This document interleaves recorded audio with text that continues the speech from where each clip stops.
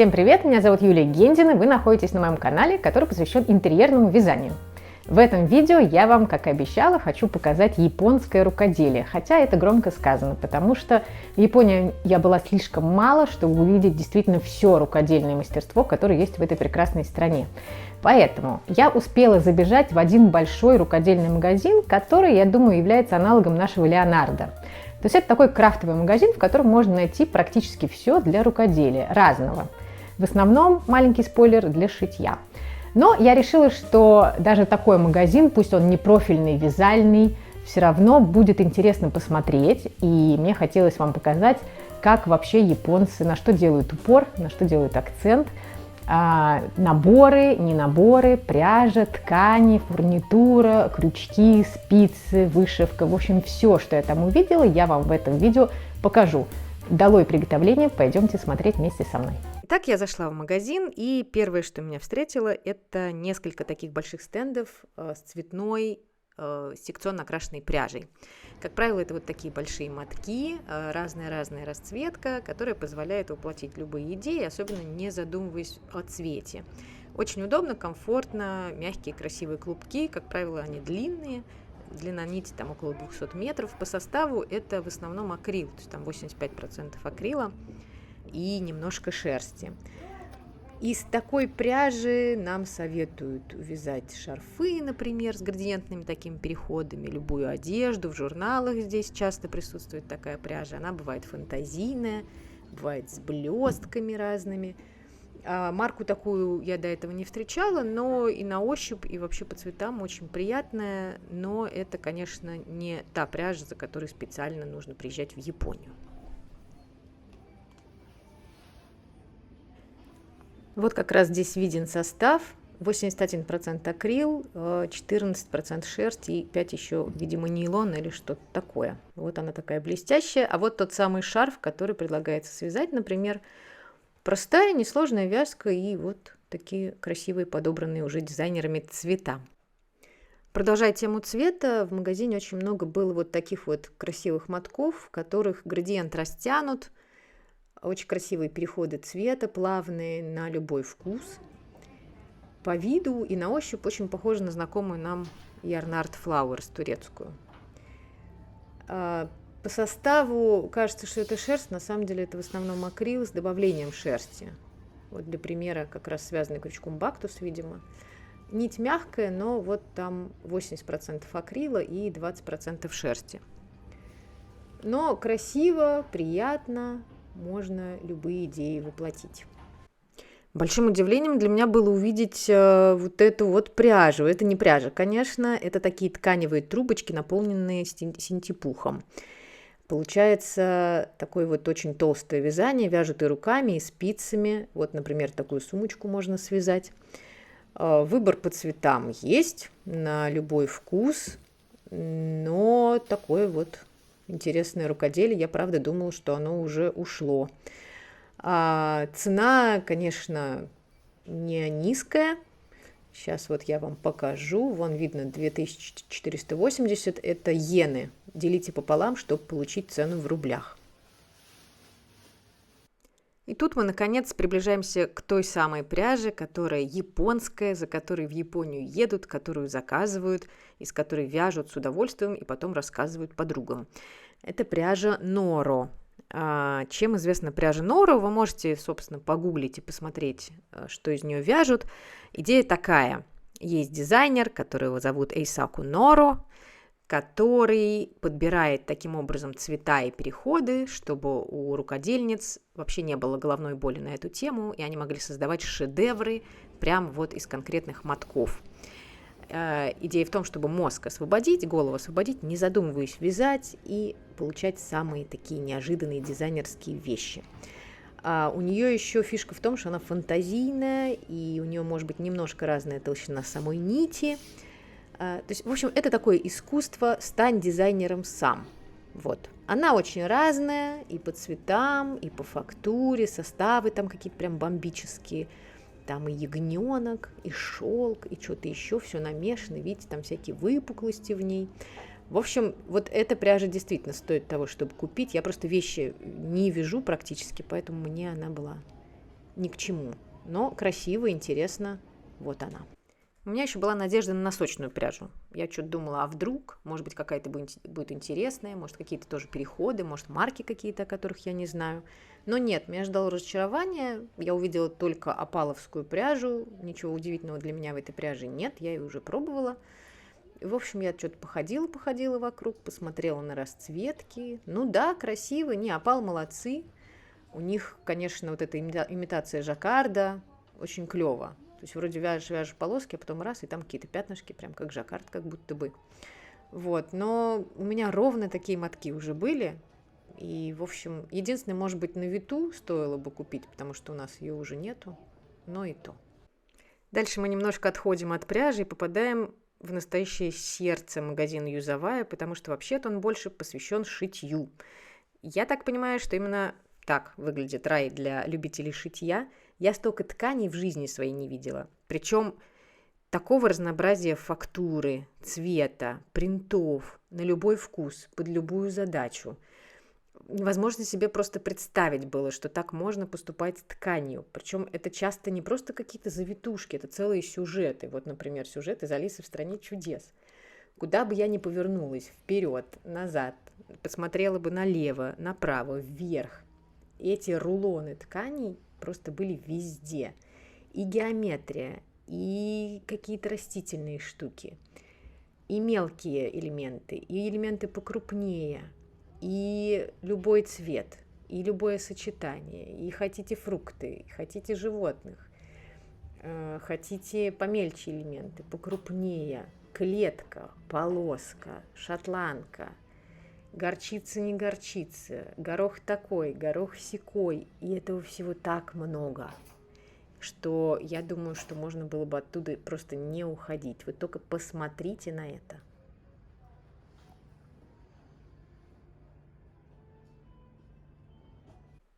Очень много в магазине готовых наборов по вязанию. Это очень классная идея, мне всегда это очень нравилось. Как иначе вовлечь человека в этот вовлекательный процесс, если не дать ему все, что может ему понадобиться, и не дать простую инструкцию. И здесь эта идея очень широко распространена. Вот показано, что можно связать вот такие носки. Вот у вас коробочка, и в этой коробочке все, что вам нужно для того, чтобы у вас получились вот такие носки. Я, конечно, его не раскрывала, не знаю, как он там укомплектован, удобно, неудобно, но по ощущениям все есть, с такой японской скрупулезностью, все рассказано, все указано. И вот этот вот мужичок там, он дает дельные советы, и там рядом с таким стендом еще был экран, где он что-то рассказывал по-японски, уж не знаю что. И вот предлагается связать и шарф, и, пожалуйста, шапку вот такую с косами, и с помпончиком. Не удивлюсь, если там даже набор для помпона есть. А вот к моей радости я нашла набор для вязания пледа, пожалуйста, и подушки. Ну, то есть, очевидно, там даются схемы по вязанию квадратов, потом вы эти квадраты сшиваете. Вот у вас 3 моточка пряжи. Вот там же рассказано элементарные всякие приемы показаны. Схемы даны, ну, прекрасно, и в подарок хорошо, и самому попробовать. И очень-очень много таких вот штук для самостоятельного рукоделия. Клевый дизайн, прям очень такая завораживающая вещь. Вон подушка, смотрите, какая прекрасная, спицами тоже. Купил себе такой наборчик и вперед. И горя не знаешь. Все подобрано и по цветам, но здесь вот однотонная она, ну, неважно. Не надо задумываться. Все очень удачно. За следующим поворотом меня ждало небольшое разочарование, потому что я-то думала, что прикуплю себе каких-нибудь интересных крючков и спиц. И каково же было мое удивление, когда под инструменты я нашла вот такой вот маленький стенд, на котором ничего, в общем, удивительного-то и не было. Ну, давайте посмотрим. В общем, это кловер в основном. И вот спицы, и крючки. Ну, что мне было? Деревянные спицы я вообще не очень люблю. Деревянные крючки тоже не очень люблю. Особо не разгуляешься. Ну да, в общем, полное разнообразие конкретно этой марки. Хотите там налезки, хотите прямые. Все есть, но так глазу особенно зацепиться не за что. Ну да, классические кловеровские крючки. Ну, металлические, ну вот с пластиковой ручкой. В общем, все мы это знаем, все это у нас, в общем, доступно и так. Не обязательно за этим ездить в Японию. Ну да, вот цветные всякие разные. Ничего особенного, к сожалению. Ну вот маркеры, ну тоже классические. Единственное, я здесь прикупила себе челноки для фриволите, вот эти вот, я вам их в другом видео покажу подробнее. Вот, а так особо ничего меня здесь не зацепило. Ну, для помпонов, да. Вот они, тулиповские крючки, но по одному нельзя было купить, а набор что-то был дорогой. Я хотела бы красные. В общем, к сожалению, ничего меня не сподвигло здесь раскошелиться. Инструменты как инструменты. Настроение поднялось в отделе вышивки. Хоть вышивать мне и некогда в последнее время, но вышивку я люблю нежно. Здесь опять вот этот мужик везде на наборах. Ну, это вышивка крестиком, классическая. Тут, в общем, ну, все просто понятно, почему-то только такие вот цветочные всякие мотивы. Вот мужик, помните, я говорила, что на телеке, вот он на телеке. Вот, что-то такое рассказывает про мозг, я не знаю. Может быть, он рассказывает, что вышивка для мозга полезна, не знаю. Но интереснее для меня была вышивка другая, интерьерная, как я ее называю, то есть когда она является предметом декора. Вот в таких вот пяльцах прямо вешают на стену. И вышивают не только в пяльцах, да, вот в круглых, а вышивают еще на всяких мешочках, делают всякие картины. Вот такая вышивка мне нравится, мне кажется, что она более функциональна, что ли. То есть это и вышивать приятно, и потом использовать. Вот поближе давайте посмотрим. Вот, например, часы, да, то есть можно встроить механизм с обратной стороны часов и вот вышить такие вот растительные всякие штуки. Тут уже и не только крест, тут уже и, видимо, гладь. Я не сильна в видах вышивки, кроме креста, но это уже, видите, такая вот и узелковые какие-то там штуки. Она рельефная получается, очень красивая. Но мне в ней нравится, что она функциональная. Вот там какие-то вот кошелечки, какие-то зайцы. Ну, красиво. И в подарок такое приятно подарить. И прямо завораживающе выглядит. Браслет, вот, пожалуйста. Ну, и по стоимости, напоминаю, делите пополам, чтобы получить цену в рублях.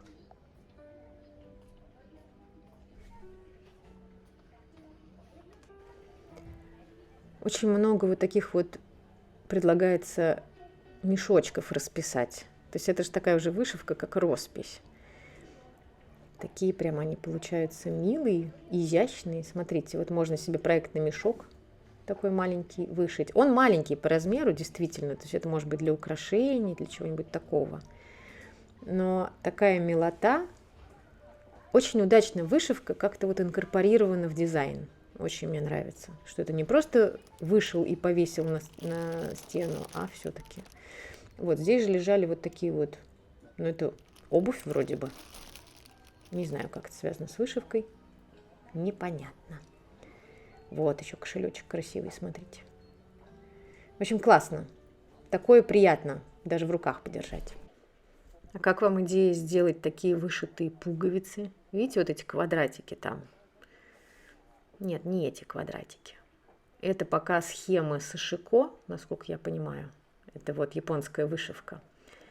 Это подушку вот нам тут предлагают вышить. И опять мешочки разные.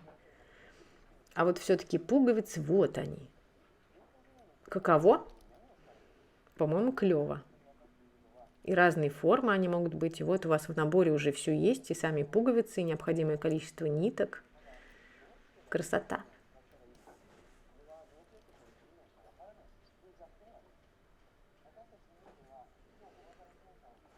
А здесь вот ниже такая вот крупная пластиковая канва. Но я так понимаю, это для сумок. И там были наборы по сумкам. Это я не знаю что. Тоже какую-то штуку. А, это косметичка. Это косметичка. Там и молния была в наборе. Можно связать такую косметичку. Вот еще сейчас покажу вам сумку. Она как раз делается из такой крупной пластиковой канвы. Вот из такой вот. Тоже набор. Модно, современно, экологично. Берем. Там внутри уже плохо видно, но, в общем, там материал есть. Все это вышивается по канве, и вуаля, у вас такая вот сумка. Красота. Функционально, удобно, я думаю, недолго это все делать. И модно, молодежно. Дальше я пошла смотреть разные гаджеты, которые вроде как и нужны, а вроде как и непонятно зачем. Ну вот, например, такие вот сундучки для рукоделия. Они там меня привлекли, конечно, своей расцветкой. Милые такие. Сразу представляешь себе старушку мисс Марпл, как она сидит у Карибского моря и, значит, раскрывает такой сундучок. Ну, да, там, в общем, всякие отделения полезные, вроде бы можно все положить, хотя здесь вот только, по сути, 2 отделения, одно большое и кармашек. Вот, в каких-то более сложно устроенных раскрываются вот обе части, и там, знаете, как в коробочке у рыбака, и для червячков отделение, и для всяких крючков, и для всего. Но, опять же, это все про шитье, видите, тут и для иголок, для каких-то мелких штучек. Ну, такая. Может, в подарок и хорошо, но что-то места много занимает и выглядит как-то немножко, ну, уж слишком так, слишком мило для меня. А это просто прикольная штука. Как думаете, что это? Ну, не буду вас мучить, это игольница. Игольница в виде кресла. Вот это прикольно. Клевый подарок был бы. Ну, хорошо, думаю, может быть, японцы придумали что-нибудь интересное такое вот для рукоделия в помощь нам, мастерицам. Ну, вот, например, такая пружинка. Написано, что удобно хранить спицы. Ну, то есть просто надевается пружинка на пару спиц, она их держит. Ну, как бы да, но нужно ли это, не знаю. Ну, вот колечки всякие, да, для, как маркеры, да, иголочки, счетчики рядов. Все кловер, ничего нового. Ну, вроде как все это уже известно. Маркеры самые обычные, пластиковые, в виде колечек, опять же. Ну, вот определение размера спиц, иглы. В общем, ничего особенного. Ну, это просто красиво. Я вот увидела эти маленькие салфеточки. Для чего, зачем, какая разница? Смотрите, как красиво. Миленько так. Готовый набор. Вот такие можно связать. Не знаю, какой там размер, я думаю, маленький. Опять этот мужик с мозгом говорит нам, что бери скорее, вяжи. Ну, классные такие, милые наборчики вот таких вот вязаных крючком салфеток. Это я пытаюсь посмотреть, что там внутри, но не очень видно. Ну, думаю, что там какой-нибудь ирис, какие-нибудь тонкие нитки, чтобы это все связать. Вот это я не знаю, что. То ли пуф, то ли какой-то мешочек, но тоже набор. Тут мне просто хотелось посмотреть, какие бывают нашивки. Это нашивки на одежду. Ну, понятно, что тут в основном детские сюжеты, но их было так много, что я просто ходила, рассматривала, не могла себя оттуда оттянуть. Там и мультяшные всякие герои, все. На этом стенде я вообще не понимаю, что это такое. Ну вот, например, брелок. Вроде это бисер, да. Что там дальше? Вот какие-то веточки. Видимо, это тоже какой-то элементы декора, чтобы украшать, может быть, одежду или что-то такое. Может, их как-то пришивать. Вообще понятия не имею. Очень интересно, но очень непонятно, зачем это все. Вот такое вот небольшое путешествие у нас с вами получилось. Я, конечно, хотела бы погулять в этом магазине побольше, побывать еще и в других магазинах, возможно, в каких-то более профильных. Но в любом случае надо было с чего-то начинать. Я надеюсь еще вернуться в эту прекрасную страну и показать вам еще много чего интересного, рукодельного, японского. А теперь мне интересно услышать вас. Может быть, вы встречали какую-то интересную японскую пряжу помимо нора. Может быть, вы вязали из нора. Расскажите, пожалуйста, в комментариях, каково это вам было. Может быть, вы увлекаетесь какой-нибудь вышивкой японской. И расскажите тогда, пожалуйста, какой именно и что вышивали. И вообще, что вам показалось более интересным из моего обзора. Что бы вам хотелось купить, а что вам кажется самым обычным и рядовым, и не очень интересным. В общем, очень важно ваше мнение. Давайте подискутируем и обсудим увиденное. Ну, а я с вами прощаюсь. Приятного вам вязания и будьте здоровы. Пока-пока.